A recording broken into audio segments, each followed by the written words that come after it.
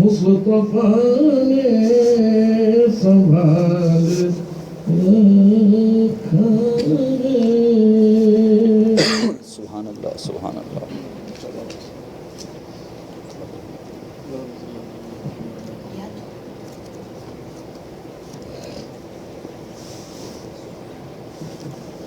ربنا تقبل منا الفاتحہ۔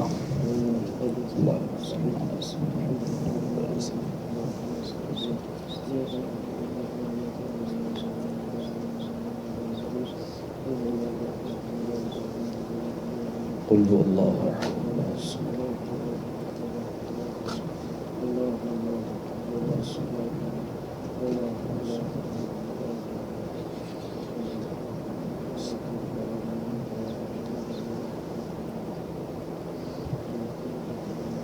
قال الله تبارك وتعالى في شأن حبيبه الكريم في عظمته تعظيما وتكريما إن الله وملائكته يصلون على النبي يا أيها الذين آمنوا صلوا عليه وسلموا تسليما اللهم صل على سيدنا ومولانا محمد وعلى آله وأصحابه البررة أجمعين اللهم اجعل جمعنا هذا جمعا مرحوما ولا تجعل منا شقيا ولا محروما آتنا من لدنك رحمة وهيئ لنا من أمرنا رشدا ربنا اغفر لنا معاصينا وتفضل برحمة فينا سبقت رحمتي على غضبي قلت فرحم بسيد العرب وبأصحابه وعترته حافظ شرعه وسنته وسهل يا إلهي كل صعب بحرمة سيد الأبرار سهل وسهل يا إلهي كل صعب بحرمة سيد الأبرار سهل اللهم ذكرنا منه ما نسينا وعلمنا منه ما جهلنا وارزقنا تلاوته آناء الليل وآناء النهار واجعله لنا حجة يا رب العالمين اللهم انفعنا بالقرآن العظيم ونفعنا وإياكم بالآيات والذكر الحكيم اللهم اجعلنا اللهم إنا نسألك الهدى والتقى والعفاف والغنى رب اشرح لي صدري ويسر لي أمري واحلل عقدة من لساني رب يسر ولا تعسر وتمم بالخير وبك نستعين يا فتاح يا فتاح يا فتاح۔ اے باری تعالیٰ، آج جس کام کے لیے، مبارک کام کے لیے ہم تمام یہاں پر جمع ہیں اور جس کام کا آغاز کرنے جا رہے ہیں، تیرے اور تیرے حبیب پاک حضرت محمد مصطفیٰ صلی اللہ علیہ وسلم کے قرآن کریم کے دور کے اور اس کے ترجمے اور تفسیر کو سمجھنے کی کوشش کرنے کے لیے جمع ہے۔ باری تعالیٰ ہمارے یہاں جمع ہونے کو قبول فرما لے۔ اے باری تعالیٰ ہمارے یہاں آج کے جمع ہونے کو قبول فرما۔ اے باری تعالیٰ ہمارا شمار مرحومین میں فرما دے، ہمیں محرومین میں شمار نہ فرما۔ اے باری تعالیٰ ہمارے آج جو یہ نشست کا آغاز کیا جا رہا ہے اس میں دوام عطا فرما۔ اے باری تعالیٰ اس میں ہمیں اس سے منسلک رہنے اور یہ تسلسل کے ساتھ کام جاری رکھنے کی توفیق عطا فرما۔ وصلی اللہ تعالی وسلم علی خیر خلقہ ونور عرشہ سیدنا محمد وعلی آلہ واصحابہ اجمعین والحمد للہ رب العالمین۔ اللہم صل علی سیدنا محمد وعلی آل سیدنا محمد وبارک وسلم۔ اعوذ باللہ من الشیطان الرجیم بسم اللہ الرحمن الرحیم الحمد للہ رب العالمین الرحمن الرحیم مالک یوم الدین ایاک نعبد و ایاک نستعین اہدنا الصراط المستقیم صراط الذین انعمت علیہم غیر المغضوب علیہم ولا الضالین آمین۔ صدق اللہ العظیم وصدق رسولہ النبی الکریم ونحن على ذلك لمن الشاہدین والشاکرین والحمد للہ رب العالمین۔ معزز سامعین کرام، شفیق بزرگوں اور عزیز ساتھیوں اور پردہ نشین جلوہ فرما خواتین حضرات، اولاً میں ناظم جلسہ جناب فرید صاحب کو بہت دل کی گہرائیوں سے مبارکباد دیتا ہوں کہ دراصل یقیناً یہ بات حق ہے کہ قرآن کریم آپ صلی اللہ علیہ وسلم نے حدیث شریف میں فرمایا، بخاری شریف کی حدیث پاک میں فرمایا کہ خیرکم من تعلم القرآن وعلمہ، تم میں سب میں بہترین وہ شخص ہے جو قرآن کریم کو خود سیکھے اور دوسروں کو سکھائے۔ تو آج یہ جب محفل قرآن کریم سے منسلک ہوگی، قرآن کریم کے نام پر جب ہم جمع ہوں گے، تو حدیث پاک میں آتا ہے کہ اس محفل کو فرشتے گھیر لیتے ہیں اور سکینہ نازل ہوتا ہے اور زمین سے آسمان تک نور کا قبہ بنا دیا جاتا ہے، نور کے اندر اس کو ڈھال دیا جاتا ہے، فرشتوں کا نزول ہوتا ہے اور سکینہ نازل ہوا کرتا ہے۔ تو یہ قرآن کریم کی آپ صلی اللہ علیہ وسلم، حضور پاک صلی اللہ علیہ وسلم ایک مرتبہ مسجد نبوی تشریف لے آئے، دیکھا کہ کچھ صحابہ کرام ذکر و اذکار کی مجلس جمائے ہوئے بیٹھے تشریف فرما تھے، کچھ صحابہ کرام کوئی دوسری باتیں، دین ہی کی بات ہو رہی تھی، ایک طبقہ تھا جو قرآن کریم کو سیکھنے اور سکھانے کی، علم حاصل کرنے کے لیے تشریف فرما تھا۔ تو حضور اکرم صلی اللہ علیہ وسلم اس محفل میں جا کر تشریف فرما ہوئے اور فرمایا کہ اللہ تعالیٰ کو علم حاصل کرنے والی، یعنی خاص طور پر قرآن کریم کے سیکھنے اور سکھانے کی محفل زیادہ پسندیدہ ہے۔ تو اس ضمن میں دیکھیے قرآن کریم کیا ہے۔ قرآن کریم دراصل ہر ایک کو پتہ ہے کہ یہ اللہ کا کلام ہے جو اللہ تبارک و تعالیٰ نے شب قدر یعنی لیلۃ القدر کی رات میں لوح محفوظ سے آسمان دنیا پر نازل فرمایا، پھر اس کے بعد 23 سال کے وقفے کے دوران جبریل امین علیہ السلام کے ذریعے سے، اس کی میں وضاحت آگے کروں گا کہ جبریل علیہ السلام کے ذریعے سے آقائے نامدار صلی اللہ علیہ وآلہ واصحابہ وسلم کی قلب مبارک پر 23 سال کے وقفے کے دوران ہوتا رہا، نزول ہوتا رہا۔ پھر قرآن کریم ہمیں راست نظر نہیں ملا، قرآن کریم کے لیے اللہ نے بذریعہ جبریل امین کے آپ صلی اللہ علیہ وسلم کے قلب مبارک پر القاء فرمایا، پھر بذریعہ حبیب پاک صلی اللہ علیہ وسلم، بواسطہ مصطفیٰ صلی اللہ علیہ وسلم، بوسیلہ حضور سیدنا محمد مصطفیٰ صلی اللہ علیہ وسلم ہم تک صحابہ کرام کے ذریعے ہم تک قرآن کریم پہنچایا گیا۔ قرآن کریم کیا ہے؟ قرآن کریم یہ اللہ کا کلام ہے۔ اللہ کا کلام اللہ کی صفت ہوتی ہے۔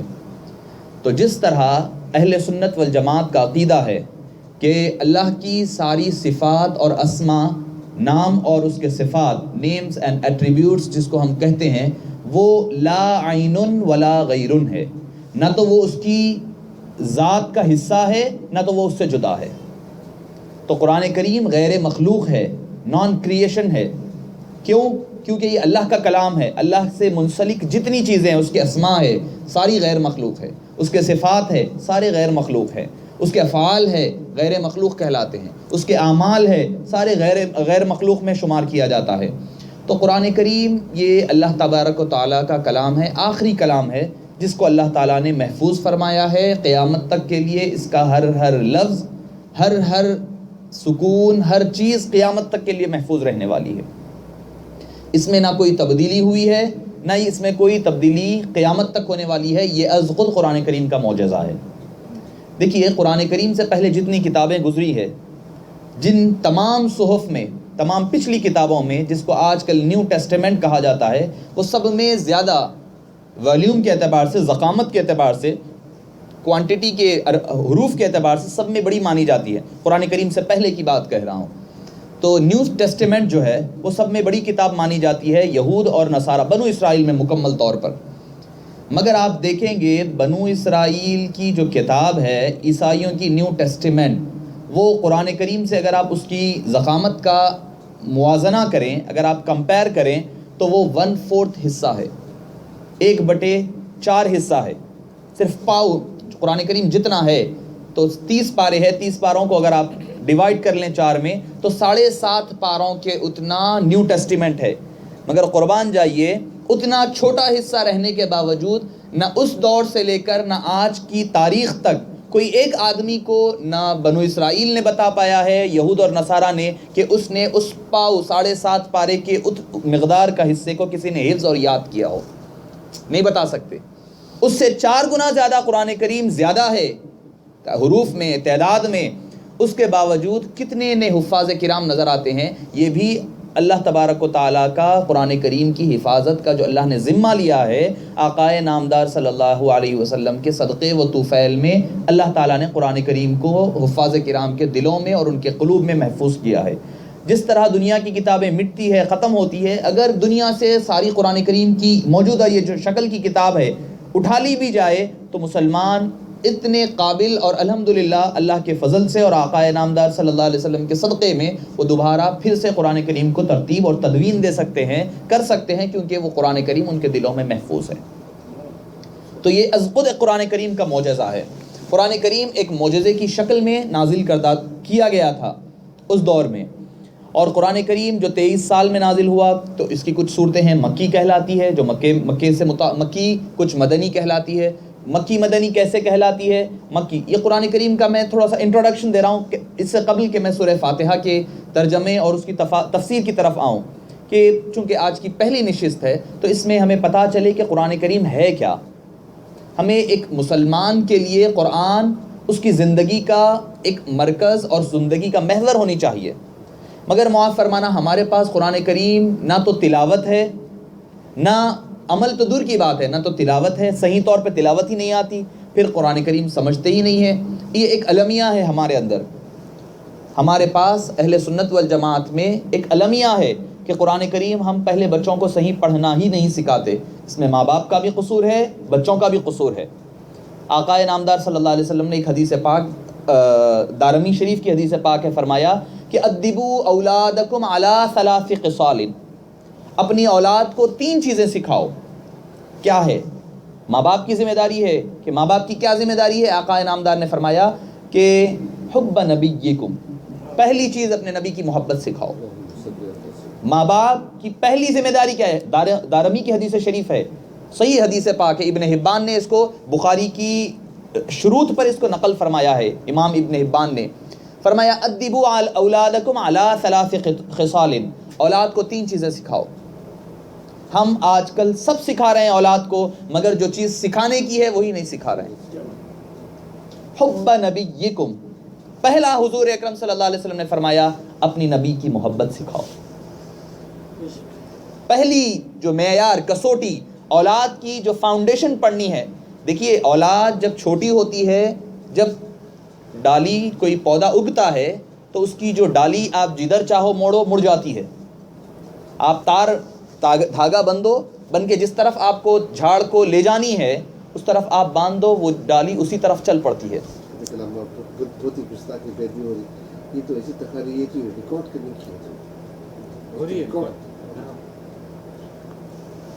تو جس طرف جھاڑ جاتا ہے، دھاگا جس طرف جائے گا وہ جھاڑ اسی سمت میں چلا جاتا ہے.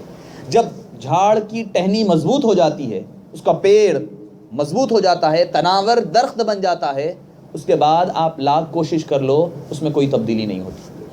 آج ماں باپ یہ رونا روتے ہیں کہ بھئی ہمارا بچہ ہماری بات نہیں سن رہا ہے، ہمارا بچہ اسلام کی طرف نہیں آ رہا ہے، قرآن کریم نہیں پڑھ رہا ہے. بھئی جب پڑھانا تھا، جب سکھانا تھا، ہم نے جب کاہلی کی ہے، جب ہم نے غفلت برتی، آج اسی کا نتیجہ ہوتا ہے. تو جب بچے چھوٹے ہوتے ہیں تبھی ان کی تربیت کا بیج بونا پڑتا ہے. کما تدینو تدانو، جس طرح اردو میں کہاوت ہے، جیسا بوگے ویسا ہی پاؤ گے. تو یہ جو بچے چھوٹے رہتے ہیں تو یہ چیزیں کی جانے والی ہے. کیا ہے؟ حب نبیکم، پہلی چیز اپنی اولاد کو نبی کریم صلی اللہ علیہ وسلم کی محبت سکھاؤ. کون ہے؟ علامہ اقبال ہے. فاقہ کشی سے موت سے ڈرتا نہیں ہے یہ، حب محمد اس کے فاقہ کشی سے موت سے ڈرتا نہیں ہے یہ، روح محمد اس کے بدن سے نکال دو، دے کے اس کے ذہن کو فرنگی تخیلات، اسلام کو حجاز و یمن سے نکال دو. علامہ اقبال کہتے ہیں کہ فاقہ کشی سے مسلمان نہیں مرے گا، موت سے مسلمان ختم نہیں ہونے والا ہے. اسلام ختم ہونا ہے تو ان کے دلوں سے روح محمد صلی اللہ علیہ وسلم کو نکال دو. بس وہ راکھ خاک کا ڈھیر ہو جائیں گے، کوئی اور کام کے قابل کے نہیں رہے. یہی تو آج ہو رہا ہے. انہوں نے اغیار نے، اعداء نے، اسلام دشمنوں نے مسلمانوں پر حملے کروائے، ختم کروایا، تحریک کروائے، سب کچھ کروایا، کئی ممالک کو کھینچا گیا، کئی ممالک پر حملہ کر کر اس پر قبضہ کیا گیا، مگر اس کے باوجود اسلام ختم نہیں ہوا، اسلام ختم نہیں ہوا۔ مسلمان تھے، مسلمان ہے، قیامت تک رہیں گے۔ انہوں نے کیا کیا کہ ان کو اپنے اسلام سے دور کرنا ہے، ان کو صرف ظاہری طور پر ایک جسم رکھنا ہے، روح نکالنا ہے، تو کیا کرو، ان کے دلوں سے جو روح محمد صلی اللہ علیہ وسلم ہے، جو حب نبی ہے، اس کو نکال دو، وہ بیکار ہو جائیں گے۔ تو آپ صلی اللہ علیہ وسلم نے فرمایا حب نبیکم، پہلی چیز جو اولاد کو سکھائی جانے والی ہے وہ نبی کی محبت سکھاؤ، وحب اہل بیت نبیکم، دوسری چیز میرے اہل بیت اطہار کی محبت سکھاؤ۔ پھر فرمایا وتلاوت القرآن، قرآن کی تلاوت سکھاؤ، وتلاوت القرآن یوم فی ظل اللہ یوم لا ظل الا ظلہ، یہ وحملت القرآن فی ظل اللہ، قرآن کا حامل، یاد کرنے والا، پڑھنے والا، عملی طور پر، زبانی طور پر قیامت کے دن اللہ کے سائے میں ہوگا، اللہ کے سائے تلے ہوگا، سائے کے نیچے ہوگا، اللہ کی رحمت کے سائے تلے ہوگا۔ اس دن کوئی اور سایہ نہیں ہوگا جو اس کو سایہ دے سکے، اس کو شیلٹر کر سکے۔ تو معزز سامعین کرام، قرآن کریم کا مسلمان کی زندگی سے بڑا اہم تعلق ہے، بڑا اہم۔ کل قیامت کے دن قرآن کریم پوچھے گا کہ اے باری تعالیٰ، یہ آپ کی یہ مسلمانوں نے، امت محمدی کے لوگوں نے میرا حق ادا نہیں کیا۔ تو قیامت میں پوچھا جائے گا، اللہ تعالیٰ پوچھیں گے، بندے پوچھیں گے ہمیں تو پتہ ہی نہیں تھا قرآن کا حق کیا ہے، قرآن کا بھی کوئی حق تھا؟ تو کہا جائے گا ہاں، قرآن کریم کو سال میں کم سے کم ایک مرتبہ مکمل پڑھنا یہ اس کا حق ہے۔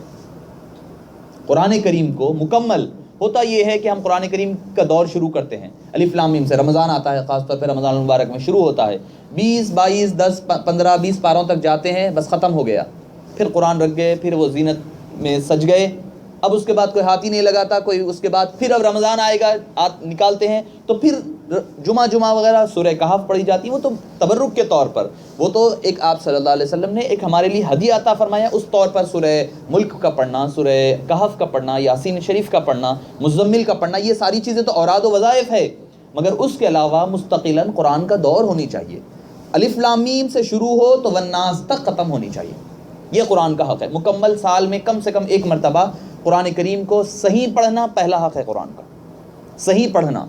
اس کے بعد اس کے معنی سمجھنے کی ضرورت ہے۔ اللہ تعالیٰ کا یہ پیغام ہے، امت کے نام، انسانیت کے نام یہ پیغام آیا ہے، جو پیغام آیا ہے تو ہمیں پتہ تو چلے کہ اس میں ہے کیا، اس میں اللہ نے کہا کیا ہے ہمیں۔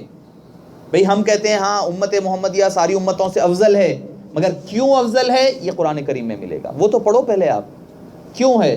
کنتم خیر امت اخرجت للناس، تم کو بہترین امت بنایا، کیوں بنایا گیا، وہ ساری تفصیل اس میں ہے۔ ہمیں پتہ نہیں ہے، قرآن کریم پڑھنا نہیں آتا، سمجھنا تو دور کی بات۔ اور رہی بات جب قرآن کریم سمجھ رہے ہیں تو یہ یاد رکھیں، پہلی چیز قرآن کریم کے علوم کے جاننے والے سے سمجھا کریں، اور اچھے عقیدے والے کی قرآن کریم کو سنا اور پڑھا جائے، یہ اہم چیز ہے۔ یوں نہ سمجھو کہ تفسیر قرآن کو پہلے تفسیر خیر البشر چاہیے، قرآن کریم کی تفسیر ایسا نہیں ہے۔ قرآن کریم کیا ہے؟ حضور اکرم صلی اللہ علیہ وسلم کے جو کمالات ہے، آپ کے جو مناقب ہے، اللہ تعالیٰ نے سارے قرآن کریم میں پھیلائے رکھے ہیں، تو اس کو سمجھنے کے لیے جو بھی تفسیر ہم پڑھ بھی رہے ہیں گھر میں، تو اس کو اچھی اہل سنت والجماعت کے عقائد کے حامل علماء کرام کی تفسیر کو پڑھا جائے، اس کو سمجھا جائے، پھر اس پر عمل کرنا ہے، پھر دوسروں کو سکھانا ہے۔ تو ایک نشست کے آداب یہ ہے، ہمارے استاذ محترم فرمایا کرتے کہ غور سے سنو، پہلے اس پر عمل کرو، پھر اس کے بعد اس کو دوسروں تک پہنچانے کی کوشش کرو۔ تو محفل کے آداب میں اس کی حق کیا ہے محفل کا؟ پہلے تو غور سے سننا ہے، بچے، چھوٹے بچے، ان کے لیے کہہ رہا ہوں کہ دوسری چیز اس پر عمل کرنے کی کوشش کرنا ہے، پھر تیسری چیز یہ ہے کہ وہ دوسروں تک سکھائی جائے۔ تو قرآن کریم مکی مدنی صورتوں میں بٹی ہوئی ہے، تو مکی صورتیں کیا؟ ایک قول یہ ہے کہ جو مکے میں نازل ہوئی وہ مکی کہلاتی ہے، اور جو مدینہ منورہ میں نازل کردہ ہے وہ مدنی کہلاتی ہے۔ مگر یہ قول فیصل، یہ آخری قول نہیں ہے، علماء اس بات پر اتفاق نہیں کرتے. کیوں؟ کیونکہ کچھ صورتیں ایسی بھی ہے جو نہ مکے میں نازل ہوئی نہ مدینے میں منورہ میں نازل ہوئی. کبھی بدر کے میدان میں نازل ہوئی، احد کے میدان میں نازل ہوئی، جنگ خیبر میں ہوئی، تبوک میں ہوئی. تو کیا ان آیتوں کو کیا کہیں گے آپ؟ تو علماء اہل سنت فرماتے ہیں کہ وہ صورتیں جو ہجرت سے پہلے نازل ہوئی وہ مکی ہے، مکی صورتیں ہیں. جو ہجرت کے بعد آپ صلی اللہ علیہ وسلم جب ہجرت فرما گئے، 53 ایئرس کی آپ کی عمر شریف جب تھی، آپ مکہ مکرمہ سے مدینہ منورہ تشریف لے گئے. اس کے بعد جو 10 سال کے وقفے کے اندر جتنی صورتیں نازل ہوئی، خواہ آپ صلی اللہ علیہ وسلم فتح مکہ کے وقت مکہ مکرمہ تشریف لائے، اس وقت بھی جو صورتیں اور آیتیں نازل ہوئی وہ بھی مدنی کہلاتی ہے. تو یہ ایک علمی بات ہے، علمی چیز ہے، قرآن کریم سے متعلق ہے. تو آپ صلی اللہ علیہ وسلم پر 23 سال کے وقفے میں قرآن کریم نازل ہوتا رہا. جب قرآن کریم مکمل طور پر آپ صلی اللہ علیہ وسلم کے ذات مبارکہ کے قلب مبارکہ پر القا ہو چکا، مکمل ہو گیا، دو اختلاف ہے. پہلی بات یہ ہے کہ پہلی روایت یہ ہے کہ الیوم اکملت لکم دینکم واتممت علیکم نعمتی ورضیت لکم الاسلام دینا. یہ سورہ مائدہ کی آیت، اس کو کہتے ہیں کہ یہ قرآن کریم کی آخری آیت رہی. دوسرا قول یہ ہے کہ سورہ بقرہ کی آیت واتقوا یوما ترجعون فیہ الی اللہ ثم توفی کل نفس ما کسبت، یہ آیت کریمہ آخری قرآن کریم کی آیت کریمہ رہی. جب قرآن کریم مکمل نازل ہو گیا، چونکہ قرآن کریم کو لے کر، اس کی ترتیب کو لے کر، اس کی تدوین کو لے کر بڑے اعتراضات ہوتے ہیں. اس اعتبار سے یہ بات میں کہہ رہا ہوں تاکہ جو طلباء ہے، جو نوجوان حضرات ہیں، بچے ہیں، ان کو ذہن میں، چونکہ یہ آج کی جس طرح کہا جاتا ہے کہ بچپنے کا جو علم ہوتا ہے وہ پتھر پر لگی ہوئی لکیر کے مانند ہوتا ہے، تو وہ باقی رہ جاتا ہے. تو پہلی چیز جو ہے، آپ صلی اللہ علیہ وسلم کے ذات مبارکہ قلب اطہر پر جب قرآن کریم مکمل نازل ہو گیا تو جبریل امین علیہ الصلاۃ والسلام تشریف لایا کرتے اللہ کے حکم سے، اور فرماتے، اللہ تعالیٰ فرماتا ہے کہ یہ سورہ ابھی جو قرآن کریم ہمارے پاس ہے، یہ ترتیب آپ صلی اللہ علیہ وسلم پر نازل کردہ نہیں ہے. یہ ترتیب پہلی جو آیتیں ہوئی وہ تو سورہ علق کی ابتدائی 5 آیتیں آئی، پھر اس کے بعد سورہ مزمل، سورہ مدثر کی مکمل سورہ جو نازل ہوا وہ سورہ فاتحہ الگ سے تھا. تو یہ ترتیب کے اعتبار سے نہیں ہے، نزول کے اعتبار سے نہیں ہے. نزول کے اعتبار سے تو الگ الگ تھی، مگر لوگوں کی تلاوت کا خیال رکھتے ہوئے اللہ تبارک و تعالیٰ نے آپ صلی اللہ علیہ وسلم کی ظاہری حیات مبارکہ میں اس قرآن کریم کو ترتیب فرما دیا. تو یہ جو اعتراض ہوتا ہے کہ قرآن کریم جو ہے ترتیب شدہ نہیں ہے، تو یہ الزام غلط ہے. جو اغیار مسلمان اسلام پر لگاتے ہیں، یہ الزام غلط ہے کہ قرآن ترتیب کردہ نہیں تھا. یہ تو آپ صلی اللہ علیہ وسلم کے دور مبارک میں ہی ترتیب ہو چکا تھا.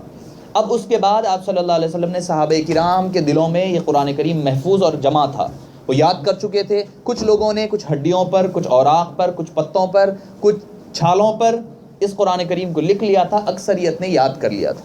آپ صلی اللہ علیہ وسلم کے دنیا سے پردہ فرمانے سے قبل، ظاہری دنیا سے آپ صلی اللہ علیہ وسلم نے مکمل قرآن کریم کو ترتیب بھی دے دیا تھا، یعنی ارینجمنٹ کر دیا تھا، اور یہ محفوظ اور پریزرو تھا صحابہ کرام کے دلوں میں، ان کے ذہنوں میں. اس کے ساتھ ساتھ کچھ اوراق بھی لکھے ہوئے تھے.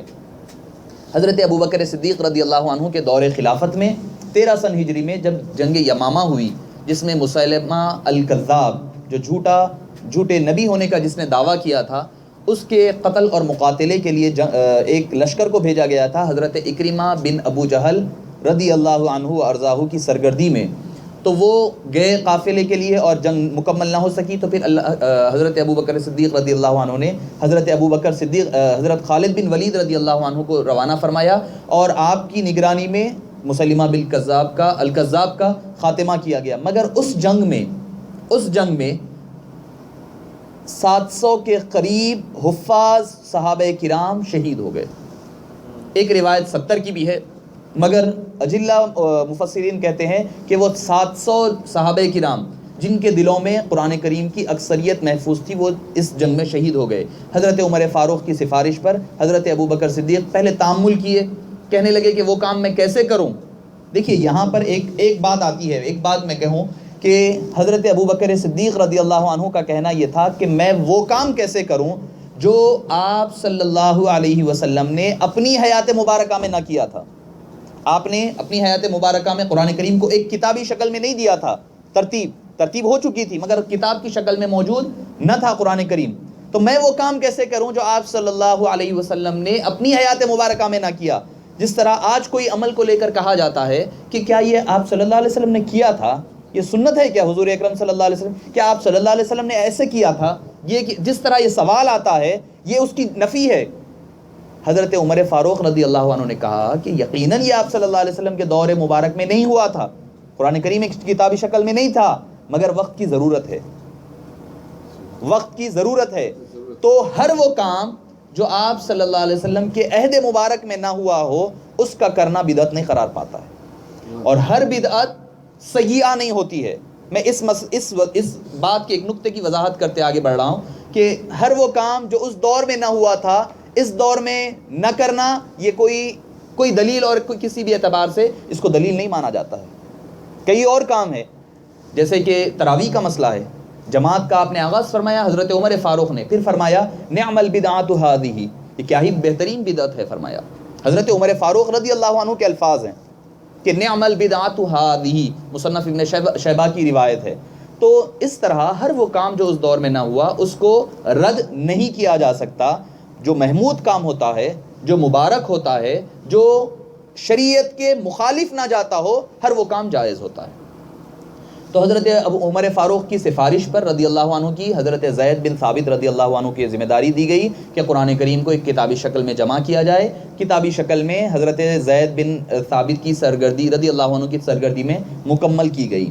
پھر اس کے بعد وہ ایک کتابی شکل بنائی گئی اور وہ حضرت ابو بکر صدیق رضی اللہ عنہ کے پاس تھی۔ اس کے بعد آپ کی وفات کے بعد حضرت عمر فاروق رضی اللہ عنہ کے پاس رہی۔ پھر آپ کی جب 23 سن ہجری میں آپ کی شہادت ہو گئی ابو لؤلؤ فیروز کے ہاتھوں، اس کے بعد وہ مصحف جو ایک کتابی شکل تھی، وہ کتابی شکل حضرت ام المؤمنین حفصہ رضی اللہ عنہا، جو حضرت ابو بکر صدیق عمر فاروق کی رضی اللہ عنہ کی دختر بھی تھی، آپ صلی اللہ علیہ وسلم کی زوجہ مطہرہ بھی تھی، آپ کے پاس رہی۔ حضرت عثمان بن عفان رضی اللہ عنہ کے دور خلافت تک 25 سن ہجری میں ایک اور جنگ ہوئی جس میں حضرت حذیفہ بن یمان عراق تشریف لے گئے۔ چونکہ عراقیوں میں روایات قرات کے اختلاف کثرت سے پائے جاتے ہیں، بہت اختلاف روایت ان کے پاس تلاوت کے پائے جاتے ہیں، تو کوئی ایک تلاوت کرتا، کوئی ایک قرات میں پڑھ رہا تھا، کوئی ایک قرات میں، اور لوگ اختلاف کر رہے تھے۔ ہر کوئی کہہ رہا تھا میں جو اپنے، ہر قبیلے کی اپنی ایک زبان ہوتی ہے، ایک لفظ ہوتا ہے، اس کو ادا کرنے کا، اس کا پروناؤنسیشن ہر ایک کے پاس ڈیفرنٹ ہوتا ہے۔ جیسا کہ جیم ہے جا، یہ آپ دیکھیں گے کہ ایجپشنز، مصری جو لوگ ہوتے ہیں وہ جیم کو جا نہیں بولتے، گا بولتے ہیں۔ مجید کو مگید کہتے ہیں، یہ ان کی زبان ہے، ان کا بچپنے سے جو ایٹماسفیئر میں جو پلے بڑے ہیں اس کی وجہ سے ان کا پروناؤنسیشن ویسے ہی ہے۔ تو اسی طرح وہ قرآن کو بھی ایسے ہی پڑھ رہے تھے اس دور میں۔ تو حضرت حذیفہ بن یمان، اور اس دور میں اختلاف بھی بڑا ہو رہا تھا، تو آ کر آپ نے حضرت عثمان بن عفان رضی اللہ عنہ کو بتایا ایسے اختلاف ہو رہا ہے کہ آپ ایک کام کریے کہ ساری جو چیزیں ہیں اس کو ایک روایت قرات کے تحت اس کو جمع کر دیا جائے۔ پھر آپ نے یہی نسخہ جو حضرت ام المومنین حفصہ رضی اللہ عنہا کے پاس تھا وہ منگوایا، اور اس کے بعد فرمایا حضرت زید بن ثابت جبھی بھی باقاعدہ حیات تھے، آپ ہی کو یہ ذمہ داری دی گئی، اور فرمایا اب کس کی قرات پر قرآن کو جمع کیا جائے؟ تو صحابہ کرام نے فرمایا کہ آپ صلی اللہ علیہ وسلم قریش میں تشریف لائیں، قبیلہ قریش میں، تو قریش کی زبان کا اعتبار کرتے ہوئے اس کی قریش کی قرات پر اس کو محفوظ کیا جائے۔ تو قرآن کریم کی 7 یا 10 کتابیں بنائی گئی، اور اس کو اسلامک ممالک کے مختلف، جیسا کوفہ ہے، بصرہ ہے، مدینہ منورہ ہے، شام ہے، مصر ہے، مختلف مقامات پر ایک ایک کاپی، ایک ایک اس کی جو مصحف بھیجی گئی، اس مصحف کا نام ہے مصحف عثمانی، جو آج ہمارے سامنے موجود ہے۔ اس مصحف کا نام مصحف عثمانی ہے۔ تو اس کے ساتھ ایک ایک قاری کو بھی بھیجا گیا کہ بتائیں کہ کس طرح اس کی قرات کی جائے، اور کہا گیا جو دوسرے اجزاء پر قرآن کریم لکھا ہوا تھا اس کو ختم کر دیا جائے، کیونکہ اس سے پھر اختلاف ہونے کا اندیشہ تھا۔ تو اس طرح قرآن کریم تدوین ہوئی اور اس کو ترتیب دیا گیا۔ اس میں آپ ایک حرف کی گنجائش، تبدیلی تو چھوڑیے، اس کے اندر وہ مقامات جہاں پر وقف نہیں کرنا ہے، وقف لام آتا ہے، لام الف آتا ہے، وہاں وقف نہیں کرنا ہوتا ہے، منع ہے وہاں پر وقف، وہ وقف تک محفوظ رکھا گیا۔ اس قدر قرآن کریم کی حفاظت اللہ تعالیٰ نے اپنے ذمے لی، اسی لیے قرآن کریم محفوظ ہے، قیامت تک کے لیے اس میں کوئی حرف کی تبدیلی ہونے والی نہیں ہے۔ قرآن کریم کو پڑھنے کے لیے پہلے ادب ضروری ہے۔ پہلا جو مرحلہ ہے، ہر چیز کا جو پہلی منزل ہے وہ ادب ہے۔ ادب ہے تو سب کچھ ہے۔ قرآن کریم کا ادب یہ ہے لا یمسہ الا المطہرون، کہ اس کو پاک لوگ ہی ہاتھ لگائیں، پاک لوگ۔ ایک بات یہاں میں یہاں پر دیکھا بھی ہوں میں کہ اس کو بغیر وضو بعض حضرات ہاتھ لگاتے ہیں، وہ کہتے ہیں کہ مطہرون سے مراد طہارت غسل ہے، مگر اجلہ جمہور کا یہ عقیدہ ہے کہ یہاں پر قرآن کریم کو صرف باوضو حضرات ہی ہاتھ لگا سکتے ہیں، باوضو حضرات ہی قرآن کریم کو ہاتھ لگائے۔ جمہور کا جو عقیدہ ہے، طہارت تو یقیناً ہے، طہارت کے ساتھ ساتھ باوضو لوگ اس کو ہاتھ لگائیں، اور اس کو ادب کے ساتھ، تعظیم کے ساتھ بیٹھ کر، سکون اور اطمینان کے ساتھ، ادب کے ساتھ بیٹھ کر اس کو تلاوت کی جائے، کیونکہ یہ عام کتاب نہیں ہے، یہ کلام اللہ، اللہ کا کلام ہے۔ حضرت عمر فاروق رضی اللہ عنہ کے بارے میں آتا ہے کہ جب صبح اٹھتے تو قرآن کریم کو لیتے، ہاتھ میں لیتے اور اس کو بوسہ دیتے۔ بعض لوگ کہتے ہیں بوسہ بھی دینا جائز نہیں، حضرت عمر فاروق رضی اللہ عنہ کا عمل ہے، بوسہ دیتے اور اپنے سر پر لگا کے کہتے کہ اللہ کا منشور ہے، یہ احکام ہے، اللہ نے قانون دیا ہے، اس کی مجھے پاسداری کرنی ہے، اور پھر اپنے دنیا کے کام کی طرف آگے بڑھا کرتے۔ تو اس کا پہلی چیز ہے ادب کیا جائے، باوضو ہاتھ لگائے، ادب کے ساتھ، تعظیم کے ساتھ۔ دیکھیے امام شافعی فرماتے ہیں کہ 10 حصوں میں سے 9 حصے ادب ہے، 1 حصہ علم ہے۔ 10 حصوں میں سے 9 حصے ادب ہے، ادب ہے، 1 حصہ علم ہے۔ صحابہ کرام کی زندگی مکمل دیکھ لیں آپ اٹھا کر، بس ادب پر منحصر تھی، ادب تھا، وہ سب کچھ تھا، نہ ان میں علم اس قدر تھا جو بعد میں علم آیا، نہ عمل زیادہ نہیں۔ حضرت صہیب رومی رضی اللہ عنہ بالکل پڑھنے نہیں آتا تھا، علم نہیں تھا ان کے پاس۔ عبادتیں بعد کے لوگوں میں آپ دیکھیں گے کہ جو ہمارے اسلاف گزرے ہیں، حضرت حضور سیدنا غوث العظم رضی اللہ عنہ ساری رات آپ عبادت میں کھڑے رہتے۔ حضرت احمد بن حنبل رضی اللہ عنہ کے فرزند عبداللہ بن احمد فرماتے ہیں کہ میرے والد کو 7 لاکھ حدیثیں یاد تھیں، 7 لاکھ حدیثیں زبانی یاد تھیں، جبکہ تو آپ صلی اللہ علیہ وسلم کے دور میں جو حضرت ابو ہریرہ سب سے زیادہ احادیث تھی، ان کے پاس 5537 احادیث تھی، سب میں زیادہ نقل کرنے والے۔ دوسرے نمبر پر بی بی عائشہ ہیں، 3555 احادیث وہ نقل فرمائی ہیں۔ اس دور میں تو علم نہیں تھا، تفسیر بعد میں آئی، حدیث کی تشریح بعد میں آئی، فقہ بعد میں بنی، علم کلام آیا، علم منطق، علم بعد میں آیا، مگر علم آدمی کے ایمان کا معیار نہیں ہے۔ علم، ساری علم کو ایک جگہ رکھ کر کوئی ایک آدمی اپنی ساری صدقات کو، عبادتوں کو، ریاضتوں کو ایک جگہ رکھ کر کوئی یہ نہیں کہہ سکتا کہ میں نعوذ باللہ کوئی ایک صحابی کے ایک عمل کی برابری بھی کر گیا۔ کیوں؟ صحابی کہتے ہیں کہ وہ صحبت میں رہنے والا، آپ صلی اللہ علیہ وسلم کی صحبت نے ان کو گوہر نایاب کر دیا تھا، آپ صلی اللہ علیہ وسلم کی صحبت اور ادب نے ان کو کامیاب اور کامران کیا تھا۔ تو ادب پہلا زینہ ہے، پہلا زینہ، پہلی منزل جو ہے ادب ہے، ادب ہے تو سب کچھ ہے۔ پھر قرآن کریم کو صحیح پڑھا جائے، تجوید کے ساتھ پڑھا جائے، اس کی معنی وغیرہ سمجھنے کی کوشش کی جائے۔ آئیے سورہ فاتحہ کی طرف آتے ہیں۔ سورہ فاتحہ، اس سورہ کے کئی نام ہیں، 20 نام روایتوں میں آتے ہیں سورہ فاتحہ کے۔ ام الکتاب کہا گیا، فاتحۃ الکتاب کہا گیا، کافیہ کہا گیا، نور کہا گیا، سلسلۃ الذہب کہا گیا، اور الفاتحہ تو الفاتحہ ازقد ہے اس کا نام، شافیہ کہا گیا، کافیہ کہا گیا، رقیہ کہا گیا، کئی اس کے نام، جملہ 20 نام اس کے بیان کیے گئے ہیں، مگر جو مشہور نام ہے فاتحۃ الکتاب، ام الکتاب اور الفاتحہ، اور سبع مثانی، یہ اس کے مشہور و معروف نام سورہ فاتحہ کے آتے ہیں۔ اب یہ ہے سورہ فاتحہ کیا مکیہ ہے یا مدنی ہے؟ تو اس بارے میں یہ تو پہلے تو مکے میں نازل ہوئی، ایک علماء کا قول یہ ہے کہ نہیں یہ مدینے میں نازل ہوئی، نہیں، یہ سورت ایک ایسی منفرد سورت ہے، امام ابو حنیفہ علیہ الرحمۃ والرضوان کے مطابق یہ منفرد سورت ہے جو مکے میں بھی نازل ہوئی، مدینے میں بھی نازل ہوئی، ایک واحد سورت ہے جو 2 مرتبہ نازل ہوئی، مکے میں بھی نازل ہوئی، مدینے میں بھی نازل ہوئی۔ اور ایک حدیث میں ہے کہ یہ پہلی سورت ہے قرآن کریم کی جو مکمل سورت، پہلی سورت نازل ہوئی مکہ مکرمہ، اس لیے اس کو فاتحہ کہتے ہیں، کہ پہلی فاتحہ کہتے ہیں فتح یفتح کھولنے والا، فتح یفتح فاتح جس کو کہتے ہیں کھولنے والا۔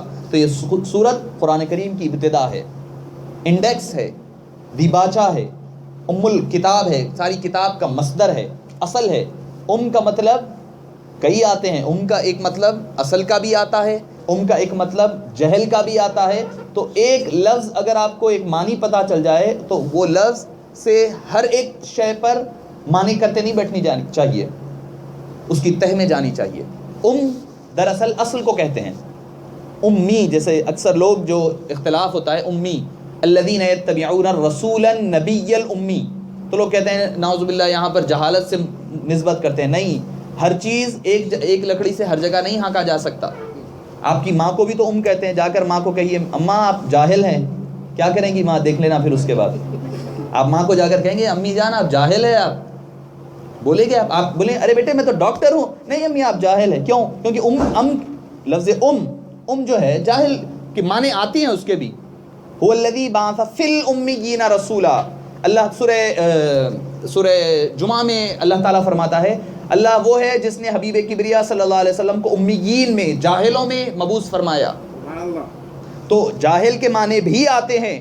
ماں بولے گی بیٹے میں تو ڈاکٹریٹ کر چکی, میں تو ڈاکٹر ہوں, میں فزیشین ہوں, میں تو نہیں آپ جاہل ہے. کیوں؟ آپ کے معنی جاہل کے آتے ہیں. ماں پھر اس کے بعد آپ کو بیلن یا جو بھی ملے گا اس سے بتائے گی پھر آپ کو میں جاہل ہوں یا تو جاہل ہے. تو پتہ چلا کہ ایک لفظ کا اگر ایک معنی پتہ چل جائے تو اس سے ہر ایک کا ترجمہ نہیں کیا جاتا. کہتے ہیں اصل کو, اصل, بیس, فاؤنڈیشن, کسی چیز کی بنیاد کو کہا جاتا ہے. ماں بیٹے کی اصل ہوتی ہے, اس کا وہ فاؤنڈیشن ہوتا ہے, تو اسی لیے اس کو کہا جاتا ہے. امی کہا جاتا ہے, امی. اسی طرح امی حبیب پاک صلی اللہ علیہ وسلم کو اس لیے کہا جاتا ہے وہ سارے امتیوں کی ایمان کی اصل ہے, مصدر ہے, منبع ہے, مجمع ہے, اسی لیے آپ صلی اللہ علیہ وسلم کو امی کہا جاتا ہے. تو معزز سامعین کرام, اس کو ام الکتاب کہا جاتا ہے, ساری کتابوں کا اصل, مصدر, مغز, اس کا دیباچہ, انڈیکس, اسی لیے اس کو ام الکتاب بھی کہا جاتا ہے. تو معزز سامعین کرام, اسی لیے اس کو سورہ ہجر میں غالباً اللہ تعالیٰ نے فرمایا وَلَقَدْ آتَيْنَا سَبْعًا مِنَ الْمَثَانِي وَالْقُرْآنَ الْعَظِيمِ, قرآن العظیم 2 مرتبہ, بار, اس کا مطلب یہ ہے 2 بار یہ نازل ہوئی, اس لیے اس کو المثانی کہا جاتا ہے. 7 مطلب 7 آیتوں والی, 2 مرتبہ نازل کردہ, یا پھر مثانی کا مطلب بار پڑھی جانے والی, بار پڑھی جانے والی تکرار کے ساتھ, چونکہ یہ ہر نماز میں پڑھی جاتی ہے, ہر وقت پڑھی جاتی ہے, تو اسی لیے اس کو بار تکرار والی صورت کہا گیا. تو اب آئیں کہ بھئی اس سورہ فاتحہ مکہ میں بھی نازل ہوئی, مدینے میں. حبیب پاک صلی اللہ علیہ وسلم فرماتے ہیں جب سورہ فاتحہ نازل ہو رہی تھی تو جبریل امین 70,000 فرشتوں کے ساتھ سورہ فاتحہ کو تھامے ہوئے حضور کے پاس تشریف لائے اور فرمایا کہ اس قدر جلیل القدر صورت ہے, اس قدر عظمت والی صورت ہے, میں اس کا بوجھ اور اس کا وزن سنبھال نہیں پا رہا تھا, اسی لیے سارے ملائکہ کو لے کر کے آپ کی خدمت میں حاضر ہوں. تو سورہ فاتحہ اس کو شافیہ بھی کہا جاتا ہے, اس کا پڑھنے سے شفا ہوتی ہے, شفا دینے والی ہے. کافیہ کہا جاتا ہے, کافی ہے اس کا تلاوت کرنا حضور. اور رقیہ بھی کہا گیا کہ مطلب کسی کو بیماری ہو جائے تو پڑھ کر پھونکے جانے والی صورت بھی ہے, پڑھ کر پھونکے جانے والی بھی صورت ہے. تو کون ہے؟ حضرت ابو سعید خدری رضی اللہ عنہ ہے. وہ فرماتے ہیں ہم کوئی جنگ میں گئے تھے, وہاں جنگ میں جانے کے بعد ہمیں بتایا گیا کہ بھئی کوئی آدمی ہے جو بیمار ہے, وہ کچھ بیماری ہو گئی ہے, وہ صحت یاب نہیں ہو رہا ہے, تو آپ لوگ تشریف لے گئے اور جانے کے بعد آپ لوگوں نے اس کو سورہ فاتحہ پڑھ کر پھونکے اور وہ بہتر ہو گیا. تو اس نے پھر تحفے کے طور پر کچھ جانور دیے, بکریاں وغیرہ تحفے کے طور پر دیا. ایسے ہی آپ صلی اللہ علیہ وسلم کی خدمت میں لے کر آئے, فرمایا یا رسول اللہ کیا کیا جائے اس کا؟ تو بولے میرا بھی حصہ رکھنا تم اس میں. تو مطلب میرا بھی حصہ ہے اس میں, میرا بھی حصہ ہے. تو مطلب حدیث پاک سے 2-3 مسئلے واضح ہوئے. پہلی چیز کہ دم کرنا, کسی کو بیماری ہو جائے, کوئی بیمار ہو جائے, دم کرنا یہ جائز ہے. دوسری چیز سورہ فاتحہ کی تلاوت یہ جائز ہے دم کرتے وقت, بچے جب بیمار ہو جائے. تیسری چیز اگر کوئی پڑھنے کے بعد مانگ کر اجرت نہ لے, اگر کوئی اپنے طور پر اجرت دے دیتا ہے تو وہ لینا بھی جائز قرار پاتا ہے اس حدیث پاک کی روشنی سے. زبردستی کر نہیں, اگر خوشی سے دیا جاتا ہے. پھر اس کے بعد آئیے بسم اللہ الرحمن. اچھا 7 آیتیں, 7 آیتوں کے بارے میں ساروں کا اتفاق ہے کہ سورہ فاتحہ میں 7 آیتیں ہیں. اب اختلاف یہاں پر ہے کہ بعض کہتے ہیں کہ بسم اللہ الرحمن الرحیم بھی ایک آیت ہے, پہلی آیت ہے. امام شافعی اور امام احمد بن حنبل فرماتے ہیں بسم اللہ الرحمن الرحیم پہلی آیت ہے اور باقی کے صراط الذین سے ولد الضالین تک ایک آیت ہے, تو 7 آیتیں ہو گئی.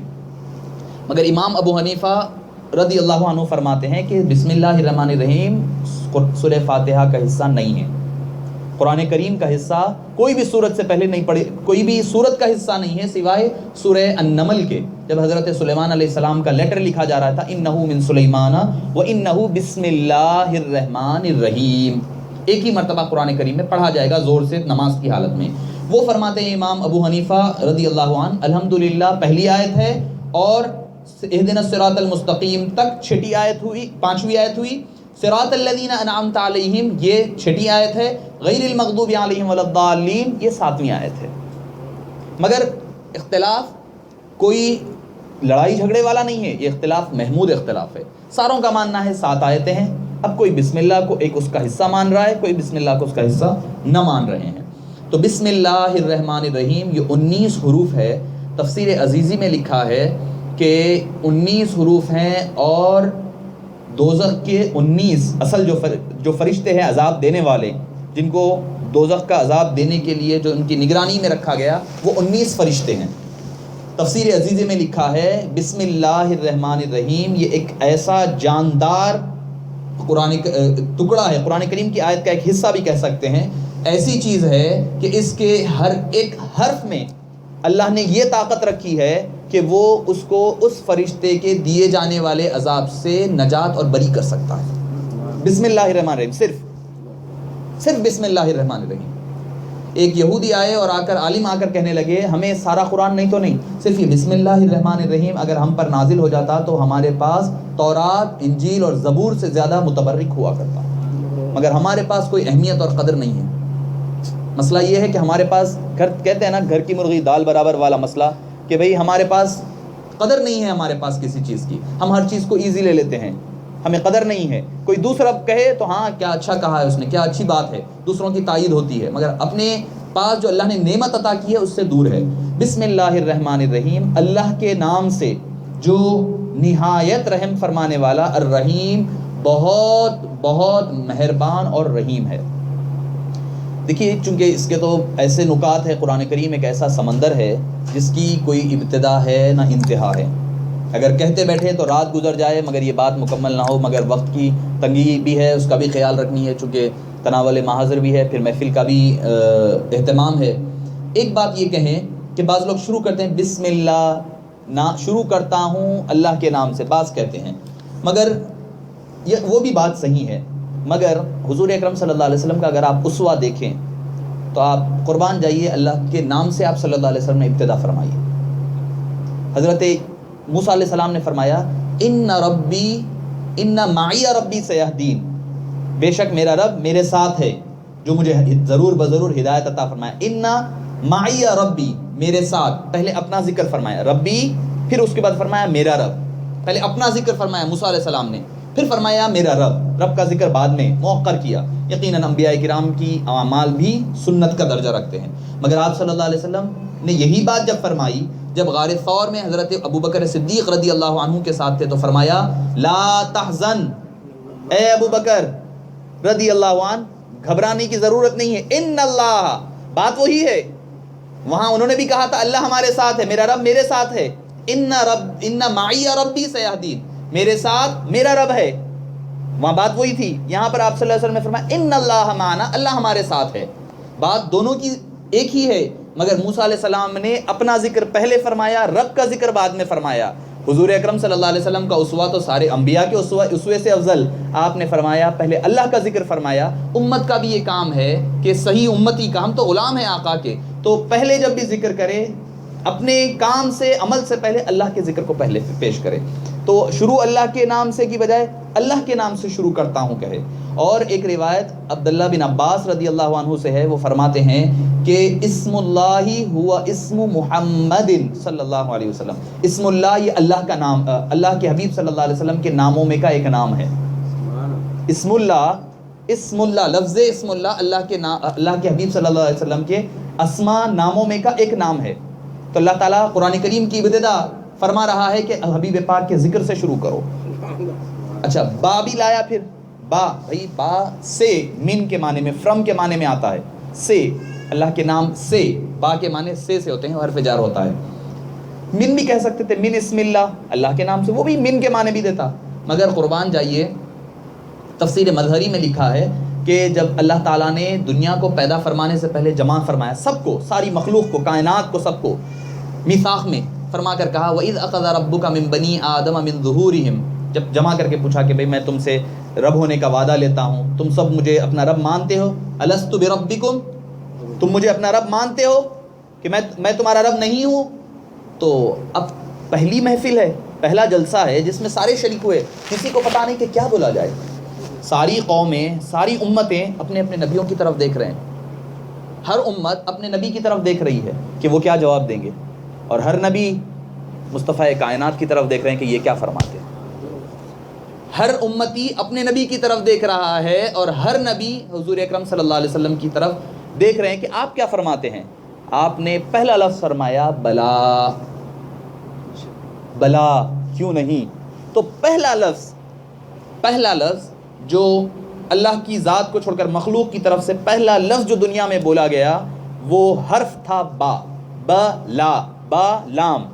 تو اللہ نے فرمایا کہ قرآن کریم کی ابتدا تو ہوتی رہے گی، سورہ فاتحہ سے ہو، بقرہ سے ہو، مگر چونکہ حبیب کی زبان سے پہلا حرف جو نکلا تھا وہ با تھا، تو بولے قرآن کی ابتدا کرو بسم اللہ الرحمن الرحیم، با کے حرف کے ساتھ، پتہ چل جائے کہ مجھے اپنے حبیب سے کس قدر انسیت ہے، کس قدر لگاؤ ہے، تعلق بالمصطفیٰ اللہ تعالیٰ اس میں بتاتا ہے. الحمدللہ رب العالمین، تمام تعریفیں، کل تعریف، کل حمد کے معنی شکر کے بھی آتے ہیں. حمد آپ تعریف، حمد کے معنی تو دراصل تعریف کے ہوتے ہیں، مگر یہاں پر حمد پلس تعریف شکر بھی کہا جاتا ہے، کیونکہ آپ حمد تو کسی سے کریں گے مگر اس کا آپ کو فائدہ نہ ہوا تو، جیسے پھول ہے، پھول کو آپ اچھا لگا، آپ کہہ رہے ہیں پھول بڑا اچھا خوبصورت ہے، اس کی خوشبو بھی اچھی ہے، مگر آپ کو تو کوئی فائدہ نہیں پہنچا اس سے. تو یہاں پر حمد بمعنی شکر ہے، اللہ سے جو اللہ نے آپ کو عطا کیا اس کا شکر ادا کرنا ہے. الف لام جو لگایا گیا، الف لام جو ہے یہاں پر ساری تعریفوں کو جمع کرتا ہے، مطلب آپ جس کی بھی تعریف کرو گے وہ اللہ ہی کی تعریف ہوگی، جس کی بھی تعریف کرو گے وہ اللہ ہی کی تعریف ہوگی. جس قدر بھی تعریف کرو، آپ بولیں گے بھائی یہ خوبصورت گھر بنا ہوا ہے، بہترین جھومر ہے، تو مطلب جھومر کی تعریف دراصل جھومر کے بنانے والے کی تعریف ہے. جھومر کی تعریف کرنا جھومر کے بنائے جانے والے کی تعریف ہے، گھر کی تعریف کرنا گھر کے بنائے جانے والے کی تعریف ہے، کوئی پیغام کی تعریف کرنا پیغام کے بھیجے جانے والے کی تعریف ہے. تو بتلایا اسی لیے اگر اولیاء کرام کی، علماء ربانیین کی، حبیب اکرم صلی اللہ علیہ وسلم کی تعریف کرنا، حد درجے تعریف کرنا، در حقیقت یہ اللہ ہی کی تعریف کرنا ہے. یہ الف لام کا یہ فائدہ ہے اس میں. للہ رب العالمین، تمام تعریفیں اللہ ہی کے لیے ہے جو تمام عالموں کا پروردگار. رب کے معنی پروردگار ہے، پالنہار ہے، پالنے والا، تربیت کرنے. ربا یربی، رب کما ربیانی صغیرہ، سورہ بنی اسرائیل اور اسراء میں بھی فرمایا ماں باپ کے تعلق سے ربیانی صغیرہ، جس طرح تو نے ہمیں ان لوگوں نے ہمیں پالا پوسا بچپنے میں. الرحمن الرحیم، الرحمن نہایت رحم فرمانے والا. رحمان کا جو لفظ ہے مبالغے کا صیغہ ہے، اس میں رحمت جوش کے ساتھ ہے، ٹھاٹے مارتی، جس طرح آپ دیکھتے ہیں بلا تشبیہ و بلا تمثیل. سمندر ہے، اس میں ہر وقت طغیانی آتے رہتی ہے، ایک تلاطم ہے، ایک موج ہے، ایک اس میں جوش ہے. اس کی بنسبت آپ دیکھتے ہیں کہ دریا ہے، مسلسل بہہ رہا ہے مگر خاموشی کے ساتھ جا رہا ہے، سیل رواں ہے. بلا تشبیہ و بلا تمثیل، رحمان میں اللہ کی رحمت جوش کے ساتھ ہے، جوش کے ساتھ. حضرت ابو ہریرہ رضی اللہ عنہ فرماتے ہیں اللہ تعالیٰ رحمان کی صفت کے ساتھ بندوں کے ساتھ اس دنیا میں ہے. تو رحمان کافر کو بھی دے رہا ہے، مسلمان کو بھی، یہود کو، ہر ایک کو عطا فرما رہا ہے. الرحیم کی جو صفت ہے تسلسل کے ساتھ، آرام کے ساتھ، رحمت کے ساتھ عطا فرما رہا ہے، وہ اللہ تعالیٰ یہ صرف خاص ہے مسلمانوں کے ساتھ جو قیامت کے دن اللہ تعالیٰ معاملہ فرمائے گا. مالک یوم الدین، اس کے بارے میں روایت کا قرأت اختلاف بھی ہے، ملکی یوم الدین. قاری صاحب تشریف فرما ہے، وہ میری بات کی تائید کریں گے. مالک یوم الدین، ملکی یوم الدین، اختلاف قرأت ہے. مگر جب ہم پڑھ رہے ہیں تو امام عاصم کوفی رضی اللہ عنہ کی قرأت کے مطابق پڑھنی ہے مالک یوم الدین. مالک ہے، یوم الدین جزا کے دن کا، دین کہتے ہیں جزا کو، جزا صبر جو بھی، جیسے میں نے شروع میں کہا کما تدینو تدانو، جیسا تم بوگے ویسا پاؤ گے. تو دین کہتے ہیں جزا کو، جزا کے دن کا مالک ہے۔ تو پہلی چیز اللہ تعالیٰ نے اس 3 آیتوں میں اللہ کی ربوبیت بیان فرمائی، دوسرے میں اس کی رحمت کو للکارا، اس کی رحمت کو جھجوڑا، پھر اس کی تعریف فرمائی کہ تو قیامت کے دن کا مالک ہے۔ پھر فرمایا اب مقصد کی طرف آ رہا ہے، ایاک نعبد، ہم صرف، چونکہ حصر کلمت حصر ہے تو ایاک نعبد، ہم صرف اور صرف تیری ہی عبادت کرتے ہیں۔ ایک حدیث پاک ہے مسلم شریف کی، اس بارے میں فرماتا ہے، اللہ تعالیٰ فرماتے ہیں، حدیث قدسی ہے، قسمت الصلاۃ بینی و بین عبدی نصفین، میں نے صلاۃ کو، اس کا ایک اور نام صلاۃ بھی ہے، میں نے بھول گیا، جیسے 20 نام کہا اس میں ایک نام صلاۃ بھی ہے، تو قسمت الصلاۃ بینی و عبدی نصفین، 2 حصوں میں میں نے صلاۃ کو یعنی سورہ فاتحہ کو بانٹ دیا ہے، آدھا میرے لیے ہے، آدھا میرے بندے کے لیے ہے، آدھا میرے لیے ہے سورہ فاتحہ، آدھا میرے بندے کے لیے۔ آدھا کون سا ہے؟ پہلی آیت، دوسری آیت، تیسری آیت، چوتھی آیت کا ایاک نعبد، یہاں تک اللہ فرماتا ہے یہ میرا حصہ ہے، یہاں سے بندے کا ہے۔ پھر فرمایا جب پہلی آیت بندہ پڑھتا ہے الحمدللہ رب العالمین، اللہ فرماتا ہے بندے تو نے میری اچھی حمد بیان کی، مانگ تو جو مانگتا ہے میں تجھے عطا کرتا ہوں۔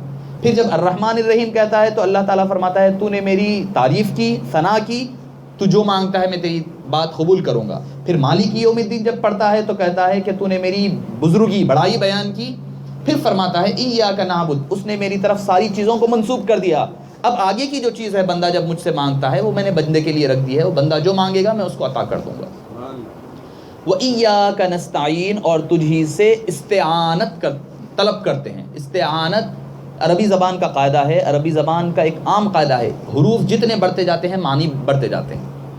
قتلا، کسی نے قتل کیا، ایک نے قتل کیا، قتلا ایک حرف بڑھ گیا تشدید کے ساتھ، تو قتل کیا، ٹکڑے ٹکڑے کر قتل کر دیا، تو معنی بدل جاتے ہیں۔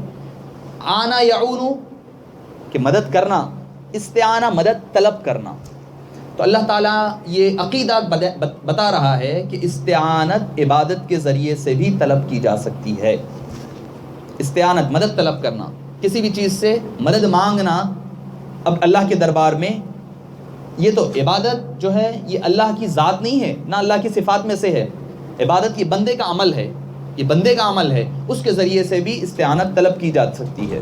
تو پتہ چلا کہ جب ہمارے ناقص اعمال ہماری استعانت اور وسیلہ اور ذریعہ اور وسیلے کا باعث بن سکتے ہیں، تو انبیاء کرام، حضور اکرم صلی اللہ علیہ وسلم، صحابہ کرام، اہل بیت اعظام، اولیاء کرام، علماء ربانیین کی ذوات اور ان کے اعمال اور افعال بھی ہماری وسیلہ اور استعانت کا سبب ضرور بنتے ہیں۔ احادیث طیبہ ہے، قرآن کریم کی آیتیں بھی، جب وقت آئے گا جب ہم وہاں تک پہنچیں گے کسی اور موقع پر تفصیل کہی جائے گی۔ اہدنا الصراط المستقیم، اب تک بندہ اللہ کی بزرگی بیان کر رہا تھا۔ دیکھیے جب بھی بلا تشبیہ کوئی اگر مانگنے والا آپ کے پاس آتا ہے تو آ کر کہتا ہے، آتی یہ نہیں بولتا کھٹکا مارے 5 ریال دو، 1 روپے دو، 2 روپے دو، نہیں مانگتا، پہلے آ کر وہ آپ کی تعریف کرتا ہے، کیا آپ کا پیٹ ٹھنڈا رکھو، سلامت رہو، ایسے پہلے وہ دعائیں دیتا ہے، پہلے آپ کے دعائیں دے کر بعد میں اپنے مدعے پر آتا ہے۔ بعض وقت تو ایسا ہوتا ہے اپنا مقصد بیان بھی نہیں ہوتا، اندر سے بھائی اتنے دعائیں دے رہا ہے، اولاد کو، بیوی بچوں کو، لے جاؤ، لے جا کر کے اس کو دے دو۔ تو یہ ایک نہج ہے، یہ نہج یہ انسان کا نہیں ہے، یہ اللہ کا سکھایا ہوا نہج ہے کہ اللہ سے جب مانگنا ہے تو اللہ کی پہلے تعریف بیان کرو، اس کی بزرگی بیان کرو، اس کو بتاؤ کہ اس کو سب پتہ ہے، اس کے باوجود بھی اب تک ابتدائی 3 آیتوں میں بغیر اللہ کے مخاطبت کے بندہ بات کر رہا تھا، اب پہلی آیت میں پہلی مرتبہ کہہ رہا ہے ایاک نعبد، اے عبادت تیری عبادت کرتا ہوں۔ تو نماز کی حالت میں اللہ اور اللہ کے رسول سے کلام کے سوا کسی اور سے کلام نہیں کر سکتے، نماز فاسد ہو جائے گی۔ اللہ سے کلام کیا؟ ایاک نعبد، اے باری تعالیٰ ہم تیری عبادت کرتے ہیں۔ اور حبیب پاک سے کلام کیا ہے؟ السلام علیک ایھا النبی، ضمیر کے ساتھ، ضمیر ظاہر کے ساتھ کہ اے حبیب پاک، اے نبی کریم، آپ پر سلام ہو۔ تو اللہ اور اللہ کے رسول سے کلام کر سکتے ہیں نماز میں، اس کے علاوہ کسی اور سے کلام کرو گے تو نماز چلی جائے گی، چاہے وہ کتنے بڑے عالم کیوں نہ ہو، کتنے بڑے صوفی، غوث، وقت کے غوث ہو، مجدد ہو، کوئی ہو، صرف اللہ اور اللہ کے رسول سے۔ کیوں؟ کیونکہ یہ غیر نہیں ہے، حبیب پاک غیر نہیں ہے، غیر ہوتے تو نماز ٹوٹ جاتی، غیر نہ ہے تبھی تو نماز نہیں ٹوٹی ہے، غیر ہوتے تو نماز ٹوٹ جاتی، غیر نہ ہے اسی لیے تو نماز نہیں ٹوٹی ہے۔ تو فرمایا ایاک نعبد و ایاک نستعین اہدنا الصراط المستقیم. اے باری تعالیٰ اصل مقصد یہ ہے ہمیں صراط مستقیم پر چلا، صراط مستقیم دکھا. کہہ دیتے صراط مستقیم کیا ہے، قرآن اور حدیث کا راستہ صراط مستقیم ہے، ہو گئی تھی بات. مگر ہوتا کیا، ہر کوئی کہتا جیسا آج کہہ رہے ہیں کہ ہم صراط مستقیم پر ہیں، ہم صحیح ہم صحیح ہم صحیح. لوگ مغالط ہیں، پریشان ہیں کہ بھئی کس راستے پر جائے، یہ انہوں بھی بول رہے ہیں صحیح، وہ بھی بول رہے ہیں صحیح، وہ بھی بول رہے ہیں صحیح، کدھر جائے، انسان پریشان ہے. تو اب پریشانی کو دور کرنے کے لیے اللہ تعالیٰ نے کلیہ بیان کر دیا، ضابطہ بتا دیا. کیا، کون ہے صراط مستقیم پر؟ صراط الذین، راستہ نہیں بولا اللہ نے، راستہ نہیں بتایا، کہا لوگوں کو بتایا جو اس راستے پر چلتے ہیں. یہ بڑی اہم بات ہے، اللہ نے راستہ نہیں بتایا، راستے پر چلنے والے لوگ بتا دیے کہ ان لوگوں کے راستے پر چلو، ان کے پیچھے چلو. جو لوگ کہتے ہیں کہ تقلید نہیں ہے، ائمہ کرام کی تقلید کرنا کہاں ہے، قرآن سے دیکھو، حدیث سے دیکھو، قرآن کریم میں ہے تو مانو، حدیث سے مانو. کہاں پر ہے امام ابو حنیفہ کو ماننا، امام شافعی؟ اللہ خود قرآن میں کہہ رہا ہے صراط الذین انعمت علیہم، ان لوگوں کا راستہ عطا فرما جن پر تو نے انعام فرمایا. وہ کون ہے؟ سورہ نساء میں چلے جائیں، وَمَن يُطِعِ اللَّهَ وَالرَّسُولَ، جو اللہ اور اللہ کے رسول کی اطاعت کرتے ہیں، فَأُولَٰئِكَ مَعَ الَّذِينَ، تو اللہ تعالیٰ ان کو پھر، ترجمے کی تھوڑی سی تخصیص کے ساتھ، ان کو پھر اللہ تعالیٰ انعام یافتوں میں شمار فرما دیتا ہے. کس کے ساتھ ان کو شمار فرماتا ہے؟ من النبیین انعم اللہ علیہم، اللہ کے نعمت جن پر انعام ہوا، کون ہے؟ من النبیین، نبی، والصدیقین، سچے لوگ، والشہداء، شہید، والصالحین، اور صالح لوگ، اللہ والے لوگ. تو اب آپ کو اللہ نے معیار اور ضابطہ دے دیا. جن کے پاس اللہ والے ہے سمجھ جاؤ وہی راستہ سیدھا ہے، جن کے پاس شہید ہے وہی سیدھا راستہ ہے، جن کے پاس صدیق والا راستہ ہے وہی راستہ صحیح ہے، جن کے پاس نبیوں والی بات ہے وہ نبیوں والا راستہ وہ ہے. تو اللہ نے ایک آسان راستہ دے دیا، راستے کی پہچان دے دی. صحیح راستہ کون سا ہے؟ نبیوں کا، صدیقین کا، شہداء کا، اللہ والوں کا. تو اب آپ ہی اپنے طور پر اندازہ لگائیے کہ صالحین کس فرقے میں ہیں، کس جماعت میں ہیں، کس حزب میں ہیں، کس حزب اعظم میں ہیں. دیکھیے جہاں پر جھاڑ تر و تازہ ہوتا ہے وہیں پھل لگتے ہیں، اور جہاں پھل لگتے ہیں وہیں پتھر پڑتے ہیں. جہاں جو جھاڑ تر و تازہ ہوتا ہے اسی پر پھل لگتا ہے، اور جہاں پھل لگتا ہے وہیں پتھر پڑتے ہیں. تو کہیں پتھر پڑ رہے ہیں تو آپ یہ پریشان مت ہو کہ آپ غلط ہیں، نہیں، آپ کے حق ہونے کی یہ سب سے بڑی دلیل ہے کہ آپ پر پتھر برسائے جا رہے ہیں. وہ پتھر کو نہ بھولیں جو طائف کے میدان میں آقا نامدار پر برسائے گئے تھے، وہ بھی تو حقانیت کی دلیل تھی. تو اہل سنت والجماعت پر اعتراضات ہو رہے ہیں تو گھبرانے کی ضرورت نہیں ہے. آپ کے پاس چور وہیں آتا ہے جہاں مال ہوتا ہے، ایمان کی دولت ہے تبھی تو بھٹکانے کے لیے آتے ہیں. تو پتہ چلا کہ یہ حقانیت کی، اہل سنت والجماعت کے حق ہونے کی دلیل یہی ہے کہ ان کے اندر انبیاء بھی ہے، شہداء بھی ہے، صالحین بھی ہے، صدیقین بھی ہے. کوئی اور لوگ بتا نہیں سکتے، وہ مانتے ہی نہیں ہے تو بتائیں گے کہاں پر کہ ان کے پاس، وہ تو صالح کو نہیں مانتے، ولی کو نہیں مانتے، تو بتائیں گے کہاں سے صالحین کو. تو پھر بتایا کہ انعام یافتہ لوگوں کے راستے پر چلا، اور جب بچنے کی بات آئی تو کیا کہا؟ غیر المغضوب علیہم، ان لوگوں کے راستے سے بچا جن پر غضب ہوا، ولا الضالین، اور جو گمراہ ہوئے. مغضوب کہتے ہیں کہ جو ہدایت پر تھا مگر اپنی ہٹ دھرمی کی وجہ سے ہٹ گیا، ہٹ دھرمی پر آ کر وہ راستے سے ہٹ گیا. اور ضالین کس کو کہتے ہیں؟ جو علم کے نہ ملنے کی وجہ سے یا پھر اس کو صحیح اندازہ نہ ہونے کی وجہ سے، غلو کی وجہ سے نکل پڑا، راستے سے ہٹ گیا. تو علماء کرام فرماتے ہیں مغضوب سے مراد یہ یہود ہے، یہ اسٹبن قوم ہے. یہ لوگ جان بوجھ کر اپنے بات پر اڑے رہتے ہوئے یہ لوگ انکار کیا آپ صلی اللہ علیہ وسلم کا. اور نصارہ یہ حضرت عیسیٰ علیہ السلام کی ذات مبارکہ میں غلو کرتے ہوئے آپ کو اللہ کا بیٹا تک کہہ دیے، اور پھر ٹرینٹی جس کو کہتے ہیں، ثالث ثلاثہ، کہ تین خداؤں کی جو ان کے پاس تھیوری ہے اس طرف وہ چل پڑے. تو یہ اللہ تعالیٰ نے ضابطہ دیا ہے. سورہ فاتحہ کو دعا بھی کہا جاتا ہے. دعا کا مقصد اس میں ہم اپنی اصل چیز جو ہے ہدایت ہے، ہدایت ملتی ہے تو دنیا بھی کامیاب ہے، آخرت بھی کامیاب ہے. ہدایت نہ ملی تو کوئی کامیابی دنیا کی کوئی کام آنے والی نہیں ہے. اسی لیے اس میں اہم، اس میں سارا لب لباب قرآن کا آ گیا. اب اس کی تفصیل پڑھنا ہے، آگے پڑھو. اللہ کی ہم کیا ہے، آگے پورے 29 پاروں میں، 30 پاروں میں پھیلایا، 113 سورتوں میں. اللہ کی ذات الرحمن کیسا ہے، آگے پڑھیں.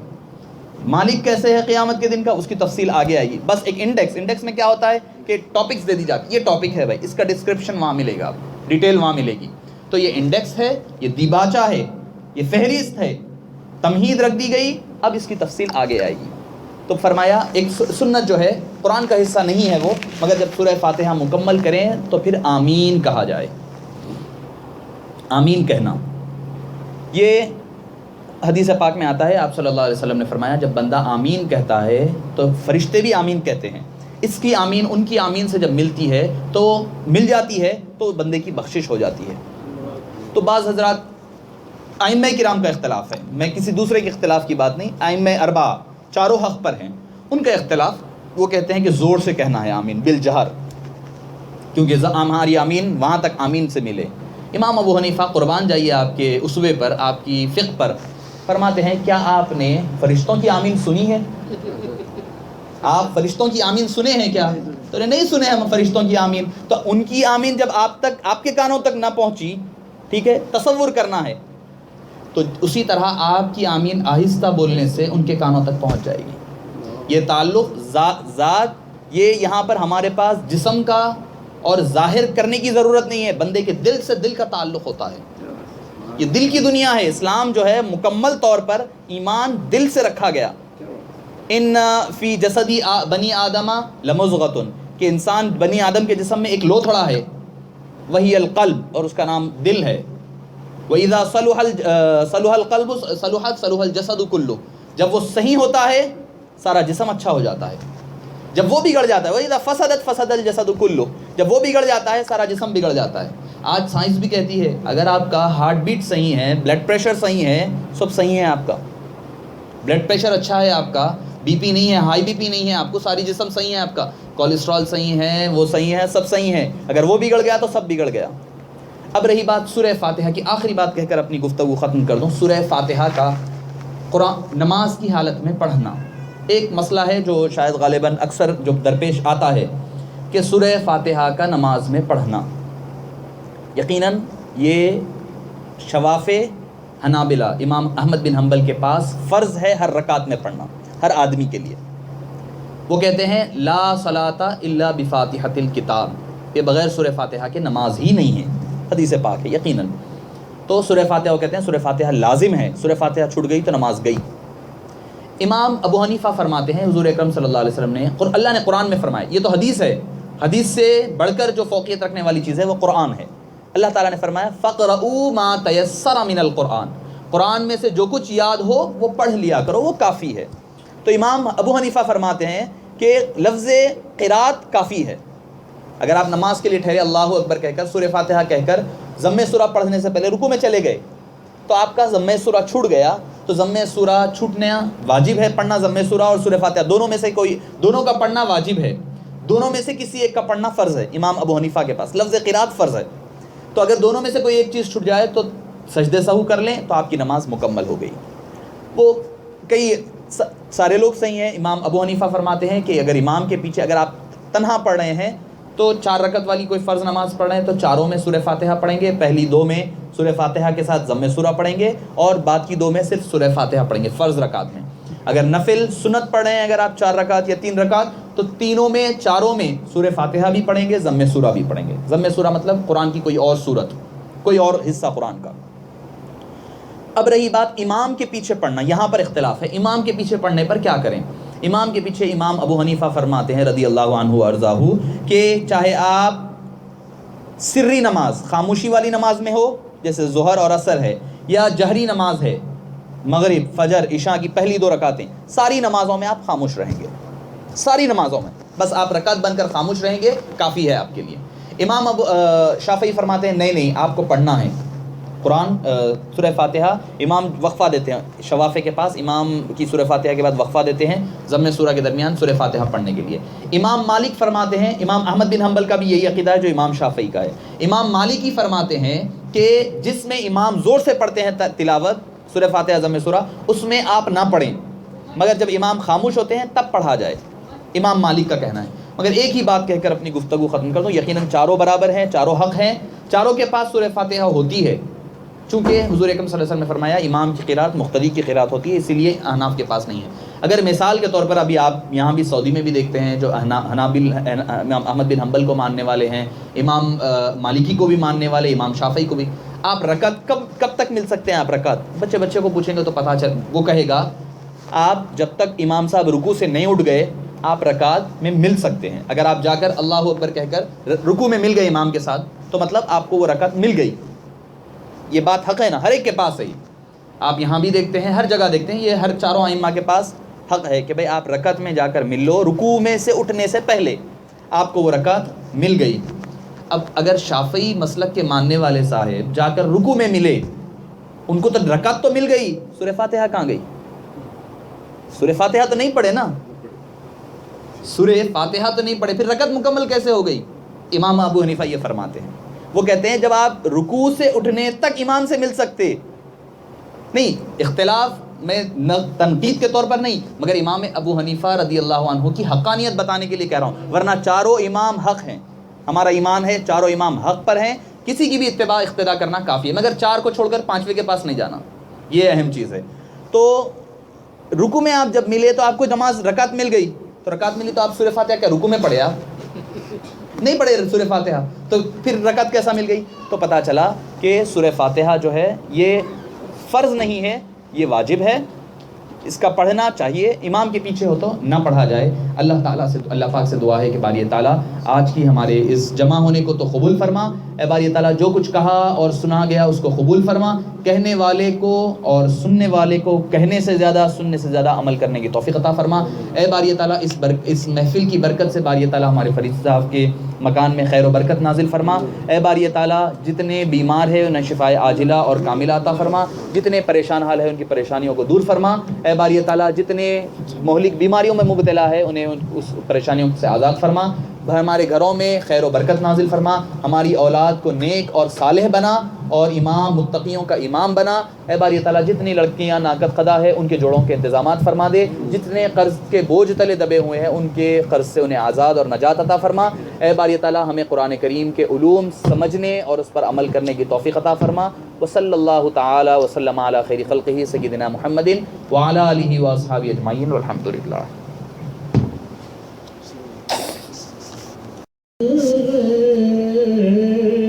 مصطفیٰ نے سنبھال